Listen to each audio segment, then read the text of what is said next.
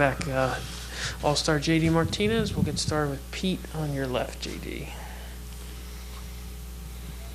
JD, Alex was telling us that when you came back from your injury and he put you 6, that it balanced out the lineup and it made sense.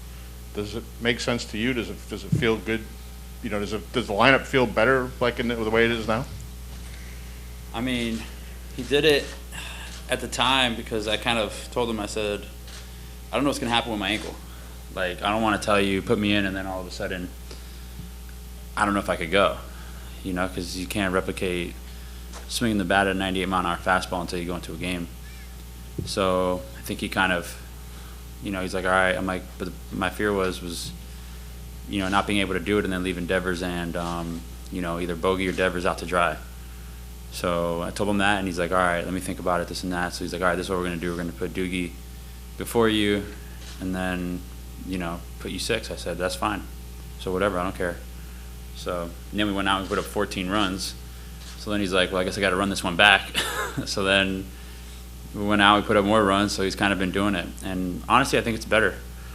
I think, you know, being able to split righty-lefty, I think it's, especially with the team with Tampa and the team with Houston, very analytic team, they're going to be looking for the best matchups, you know, constantly. And I think they're going to have to choose at some point if they want a righty to face Verdugo or a lefty to face either me or Bogey, you know what I mean? So it kind of just, they got to bite the bullet somewhere. I think it's a better, you know, for me personally, I think it's a better lineup for the team. Other questions? Alex and then Ken. JD, with the couple of days off, how is your ankle doing at this point? And how do you feel physically? How do you feel with your swing? The ankle's doing better. It is. It's doing a lot better. The swelling's gone down a lot. I mean, night and day from what it was. It obviously still hurts. You know, certain things, certain movements still bother it, but it's a lot better than it was yesterday and the day before. So since the first day I started playing, it's a lot better. And, you know, that's all you can ask for. The training staff has been unbelievable. And on your left, Ken. Hey, JD. What was your level of concern? You know, that last week, 10 days of regular season, the Yankees swept you at Fenway, then you lose 2 out of 3 in Baltimore. And is there any surprise that you guys have managed to rebound to the level you have, or is that just baseball? I think it's just baseball, honestly. I mean, this team has for some reason, I don't know, every time it comes down to the wire, the last game, they always find a way to step up.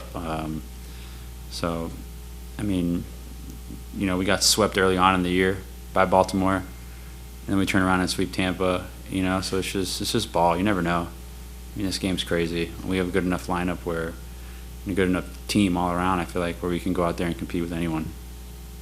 Questions for JD? We'll go Steve and then Alex. JD, can you talk about the impact Kyle Schwarber has had on your lineup since joining it? Yeah, like I said earlier about the, you know, going whole lefty-righty. He's another lefty bat that is in the lineup that, you know, besides Devers, really has that power. He can shoot you to all parts of the field, and he's a threat. You know, he does a really good job of getting on base, of working counts, making pitchers work, and he's not an easy out. I mean, that was a big pickup for us, you know. Obviously, when we got him, we didn't know what we were getting just due to the injuries. But, I mean, ever since he's been healthy, he's been a huge pickup for us. Ian, up front. JD, Alex announced that Chris is going to pitch game 1. Even though he's kind of struggled the last couple times out and he's coming back from the Tommy John, you know, how much confidence do you guys still have in him that he's going to go out there and get it done for you in a big spot? I mean, if you told me Chris Sale was pitching, I think in the ALCS first game, I think there wouldn't be a manager or team out there that wouldn't feel confident with him going out there. I mean, yeah, he's had some struggles. You know, he's kind of gotten thrown back into things, you know, due to his injury. The last couple of months, he's been, you know, kind of just thrown into a pennant race. So it's been a lot to ask for him. But I mean, it's Chris. You know, he could go out there and go 7 blank, and would you be surprised? You know what I mean? So just because he struggled a bit doesn't, to me, I don't hold a lot of weight to that. Standing on the side, and then Alex. And you just mentioned something that you play on a team now that just always seems to find a way. Where does that come from with your group, and how much of that do you see in the Astros as you look at what they've accomplished as well? Yeah, I mean, I think that comes from the characters within the clubhouse. You have a lot of guys that are hungry, a lot of guys that want to prove things, a lot of young guys too, and a lot of veteran guys. But I think the common thing is you have everyone on the team is trying to prove something. Everyone's out there either trying to prove that, they deserve a contract or that they're for real and they want to stick around in the big leagues. That's a really good combination to have versus, players that are more comfortable. The Astros, obviously, they have a great lineup. They have a great team over there. They're a team that could do exactly what they've been doing, the last month, is just go out there and rally off wins. And, their offense is very potent. They can, 1 through 8 or 9, I don't know. I mean, they could go out there and hit you.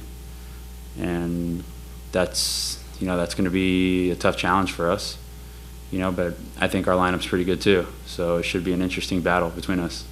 A few more. Alex in the back. Hello. Obviously, Alex has been a significant topic all year since coming back from the suspension, and particularly coming back here.